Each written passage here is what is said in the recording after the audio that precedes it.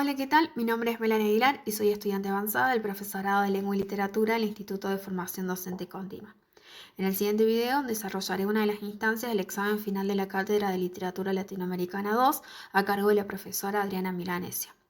Desde la cátedra se nos propuso desde un primer momento realizar una lectura crítica de las obras literarias que nos permitiera reflexionar sobre aquellos aspectos que contribuyen a que nuestra literatura se diferencie de la europea a partir de los aportes de Ángel Rama. Con el fin de dar cuenta de esta lectura reflexiva, voy a realizar en esta oportunidad un breve análisis contrastivo de la obra de Jorge Icaza Guasipungo y la novela de José María Arguedas, Los ríos profundos, a partir del concepto de transculturación abordado por Ángel Rama. Este crítico uruguayo sostiene que las letras latinoamericanas siempre han renegado de su pasado ibérico y que nunca se resignaron a este origen. Debido a esto, la literatura se convirtió, según él, en una herramienta clave para forjar la nacionalidad. Con el fin de conseguir una literatura que se independizara de la occidental, los escritores buscaron aquellos aspectos que los llevara a la emancipación. Y según Rama, la originalidad, la representatividad y la independencia son los tres criterios claves para determinar en qué medida los americanos se independizaban de Europa. En el plano literario, el criterio de originalidad es el pretexto para lograr dicha independización respecto a los modelos europeos de escritura, como también de los movimientos literarios que eran propios de otros aspectos geográficos de las grandes metrópolis, es decir, que no se correspondían con lo que sucedía en América Latina. A su vez, este autor explica que la originalidad literaria se va a lograr a través de la representatividad local, recurriendo a la búsqueda de elementos culturales y temas propios de la cosmovisión de los aborígenes y los negros latinoamericanos. Por último, en el plano de la independencia se apuntaba tanto a lo político como a lo cultural. Rahman señala que estos tres criterios están interrelacionados y que se conjugan al mismo tiempo en la literatura y que se pueden alcanzar mediante el proceso de transculturación. Este término se retoma del antropólogo cubano Fernando Ortiz, con el fin de explicar los cambios que se produjeron en los procesos de escritura de la narrativa americana, el cual implicó una nueva manera de relacionar la cultura latinoamericana y la europea. En este punto me interesa que nos detengamos un poquito más en el término transculturación, dado que este se utiliza para especificar las distintas fases del proceso de transición de una cultura a otra, dado que esto no implica pura y exclusivamente el hecho de adquirir una nueva cultura, sino que además da cuenta de dos procesos: la pérdida de la cultura precedente y la creación de nuevos fenómenos culturales. Pero para que esto sea posible, Rahman señala que se requirió atravesar tres movimientos. El primer movimiento que se llevó a cabo fue la aculturación, la cual refiere al temor de la comunidad ante la pérdida de la propia cultura, y en el caso de Latinoamérica se relaciona con el temor que sintieron los escritores del periodo de convivencia de las vanguardias y la corriente europea realista ante la percepción de una posible pérdida de su cultura. Por otro lado, el movimiento denominado endoculturación se va a relacionar con la actitud de los escritores frente al embate de lo nuevo, quienes revalorizaron las técnicas, el pensamiento mítico y el fluir de la conciencia, aspectos que subyacen en el inconsciente de los pueblos originarios. Este movimiento implica una parcial deculturación, ya que consiste en adoptar parcialmente los nuevos modelos de escritura, tratando de retomar los modelos que existían antes de la imposición europea. Por último, el modelo de neoculturación va a hacer referencia a la emisión de una nueva cultura que se presenta de forma de sincretismo entre lo nuevo y lo viejo, atendiendo a las particularidades de cada autor y al contexto de producción de las culturas. Es a partir de estos movimientos que se va a producir la transculturación. Según Rama, para que una obra literaria sea considerada como transculturada, es necesario que ésta presente una ruptura en relación con los preceptos narrativos impuestos por Europa en cuanto a estructura, lenguaje y cosmovisión, dado que a partir de esta ruptura se va a manifestar su originalidad por medio de la representatividad de la región que se produce. En relación a esto es importante destacar que estos niveles funcionan de manera integrada. Por tanto, la división de los mismos es solo a fines de un abordaje crítico, ya que no se puede pensar en un abordaje parcializado. Por lo tanto, es necesario estudiar los 3 niveles porque son interdependientes y lo que ocurre en en un nivel va a arrojar luz en otro. Siguiendo con los aportes de este autor, el primer nivel propuesto es el lenguaje, el cual, a diferencia del establecido por medio del modelo europeo, en donde el narrador era la voz culta, mientras que la voz de los personajes era estigmatizada, en las obras latinoamericanas transculturadas se va a buscar que la voz de los nativos no sea una imitación, sino que es elaborada desde el interior. De esta manera, lo que se pretende es dejar de estigmatizar la voz de los personajes indígenas. El segundo nivel es el de la estructuración literaria. En este, la transculturación se manifiesta por medio de una determinada estructura interna y externa. Y por medio también de esto es posible analizar los otros 2 niveles, ya que el lenguaje y la cosmovisión son independientes.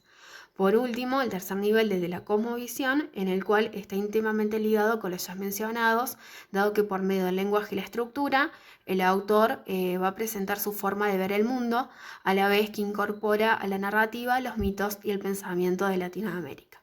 Una vez que ya tenemos estas ideas, este breve repaso por los aportes de Rama, me interesa que los abordemos un poquito más en profundidad en las 2 obras anteriormente mencionadas. Bien, luego de haber realizado este breve repaso por la teoría de Rama, procederé a realizar el análisis constructivo de las novelas a partir de los 3 niveles, con el fin de demostrar por qué Huasipungo no es una obra transculturada, mientras que Los ríos profundos sí lo es. Por cuestiones de tiempo no repasaré los argumentos de dichas obras e iniciaré directamente con su análisis. Comenzando con el lenguaje, en Huasipungo podemos señalar que por medio de este se presenta la estigmatización de los indígenas cuya lengua no es la propia, sino que se comunican en una especie de español deformado, el cual es utilizado por personajes como Andrés, Cunchi o Policarpio, que son considerados menores socialmente, mientras que Don Alfonso o Doña Blanca hablan correctamente el español. También se presenta este contraste de voces con la voz del narrador, quien se presenta como la voz culta, lo cual marca cierta jerarquización. Otro aspecto a destacar es que en la obra no se especifica que se está hablando en quechua, que debería ser el idioma de ese espacio en particular. Sumado a esto, al final de la novela nos vamos a encontrar con un glosario que nos presenta el significado de aquellas palabras de este español deformado. En la obra nos vamos a encontrar con expresiones como tempranito ha de llover en voces de las mujeres nativas, y cabe destacar que este español deformado, tanto fonética como gramaticalmente, no se utiliza a modo de burla, sino que este es utilizado para marcar una diferencia social. Por medio del lenguaje ya podemos ver que no hay una transculturación, ya que no se integra en la obra la voz del otro, de los nativos, de aquellas lenguas propias de América Latina, sino que se continúa con el modelo impuesto por Europa. Por otro lado, el lenguaje en Los ríos profundos se presenta de una manera muy diferente. Si bien en esta también se utiliza la lengua en quechua, en este caso en particular nos vamos a encontrar con una unificación lingüística en la totalidad de la obra, dado que no hay una distancia entre la voz del narrador en primera persona y el resto de los personajes. Lo que me gusta destacar de esto es que en la novela en algunos momentos vamos a encontrarnos con un segundo narrador cuya intervención esporádica se va a encargar de completar y mejorar la comprensión del lector, y nos va a informar sobre aquellos términos en quechua que podamos llegar a desconocer o que puedan llegar a provocar algunas lagunas de comprensión. En esta obra en particular el lenguaje tiene una gran relevancia, ya que esta novela se caracteriza por ser autobiográfica y bicultural, y por el hecho de que tanto su escritor como su personaje principal, Ernesto, saben hablar tanto el quechua como el español, y por medio de canciones populares y algunas palabras sueltas se nos va a permitir como lectores acercarnos a esta lengua. En cuanto a la estructura, como habíamos señalado anteriormente, en las obras es posible contar tanto como una estructura externa y una interna. En el caso de Huasipungo y su estructura externa, con lo primero que nos encontramos como lectores en la obra es el título, el cual va a hacer referencia a la superficie del terreno en el cual el patrón les prestaba a los peones. Por lo tanto, si como lectores conocemos el significado de dicha palabra o lo indagamos, este nos va a otorgar cierto indicio del tema que se va a desarrollar, es decir, la explotación indígena. Siguiendo con el análisis, nos encontramos que la obra no presenta una división en capítulos, pero sí hay ciertos momentos o situaciones que se van a ver delimitadas por espacios en blanco.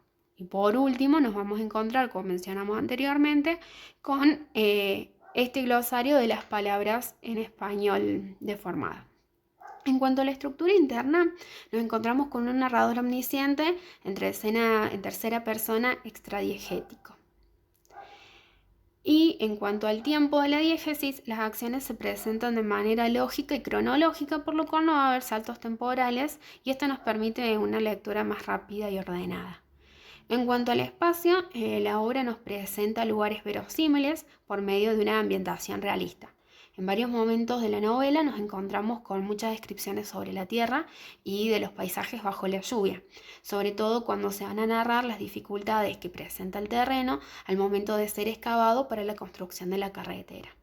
Por lo tanto, también podríamos decir que en su estructura no se presentan rasgos originales, sino que estos van a seguir con un modelo europeo tradicional. Por otro lado, al analizar la estructura externa de los ríos profundos, nos encontramos en primer lugar con el título también, el cual como lectores activos podemos pensarlo desde dos sentidos. Por un lado, podemos pensarlo en relación a la geografía y en la profundidad de los ríos que van a nacer en la cordillera y en relación a que varios de estos son mencionados dentro de la obra. Pero por otro lado, podemos llegar a analizarlo a partir de la relación de las raíces autobiográficas que se presentan en la obra, ya que muchos de los acontecimientos o hechos que le van a ocurrir a Ernesto tienen que ver con la propia vida del autor. Posteriormente vamos a tener un prólogo que también es escrito por un reconocido autor latinoamericano, Mario Vargas Llosa. En cuanto a la división de los capítulos de esta novela, estos son enumerados y poseen nombre, los cuales siempre tienen una importante relación con el tema que se va a abordar. Lo que me interesa resaltar en este punto es que los capítulos pueden leerse de manera independiente. Ahora pasamos a la estructura interna. Como mencionamos recién, la novela cuenta con dos narradores. El principal va a ser Ernesto, quien va a contar la historia en primera persona, sin un destinatario en específico, y que va a ser el que predomina. Y el segundo narrador va a ser en tercera persona, va a ser aquel que va a cumplir la función de un etnólogo, otorgándonos aquella información que sea importante para nosotros los lectores. Por su parte, el espacio que se narra es y se presenta como verosímil. Hay una ambientación realista y detallada de las ciudades y los pueblos de Perú, por los que va a transitar Ernesto, quien en un comienzo estará acompañado por su papá. De las ciudades se nos va a describir las plazas, las calles y los templos de manera minuciosa, permitiéndonos disfrutar de unas imágenes increíbles. Como mencionamos anteriormente, en la obra también se nos van a presentar estas canciones populares en quechua y es por esto que decimos que es una ópera narrada, sobre todo estas van a ser cantadas por las mujeres. Estas canciones van a contribuir a revalorizar la música popular. A continuación vamos a analizar el último nivel, que es el de la cosmovisión. En el caso de Huasipungo, como ya sabemos, no hay una transculturación. En este se asume un discurso positivista lógico-racional que sigue con la mirada europeizante. En la obra tiene una gran relevancia personajes como el sacerdote, quien les va a prometer a los indios que mientras más trabajen en esta construcción faraónica, más posibilidades van a tener de adquirir ese paraíso cristiano, lo cual nos hace perder de vista de que se va a dejar de lado las creencias y los misticismos propios de la cultura ecuatoriana al punto de vista de invisibilizarse por completo. Lo cual ya genera como esta mirada europea, ¿no? Por último, si bien la materia prima del relato van a ser los maltratos y la violencia ejercida hacia los nativos, esto no va a significar que la obra presente cierta idea de transculturación, ya que estos hechos no van a ser narrados con el fin de indignar al lector o hacer un llamado de atención hacia este tipo de conductas, ¿no? Sino que son narrados con la voluntad de marcar esta distancia que existe entre unos y otros, lo cual podemos apreciar de manera más clara si tenemos en cuenta lo que mencionábamos recién sobre el lenguaje y la estructura.